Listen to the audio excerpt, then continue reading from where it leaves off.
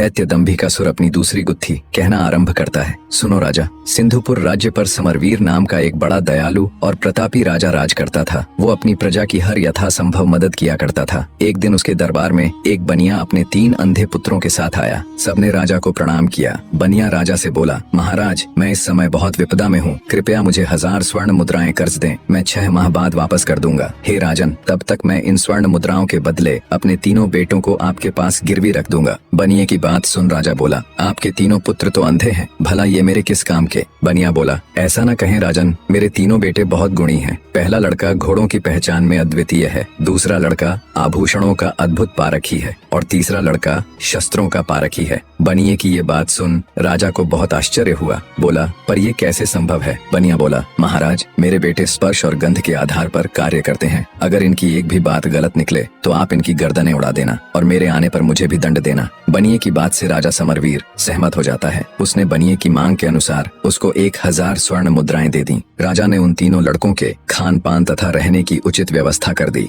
समय बीतने लगा। एक दिन एक घोड़ों का व्यापारी राजा के पास आया। उसने एक बड़ा सुंदर घोड़ा राजा को दिखाया। घोड़े की सुंदरता और उसकी कद काठी देखकर राजा का मन ललचा गया। वे उसे खरीदने को तैयार हो गए। घोड़े का व्यापारी बोला, महाराज, एकदम काबुली घोड़ा है, बड़ी मेहनत से आपके पास लाया हूँ, इसलिए इसके दाम थोड़े ऊंचे हैं अन्नदाता। घोड़े पर आसक्त राजा ऊंचे दामों पर भी उसे खरीदने के लिए तैयार हो गया। पर फिर अचानक राजा को बनिए के अंधे लड़के का स्मरण आया। बनिया कह रहा था, उसके लड़के को घोड़ों की अद्वितीय पहचान है, क्यों न उसे भी परख लिया जाए। राजा ने तुरंत हुक्म दिया, जाओ बनिए के बड़े पुत्र को बुलाकर लाओ। तुरंत उसको पेश किया गया। राजा बोला, इस घोड़े को देखकर बताओ ये कैसा है? जो आज्ञा महाराज कह। बनिए का पुत्र टटोलकर घोड़े के पास गया और टटोलते हुए घोड़े को परखने लगा। एक अंधे को घोड़ा परखते देखकर सौदागर के साथ साथ वहाँ मौजूद हर कोई मंद मंद मुस्कुरा रहा था। भला अंधा घोड़े की क्या पहचान कर सकता है?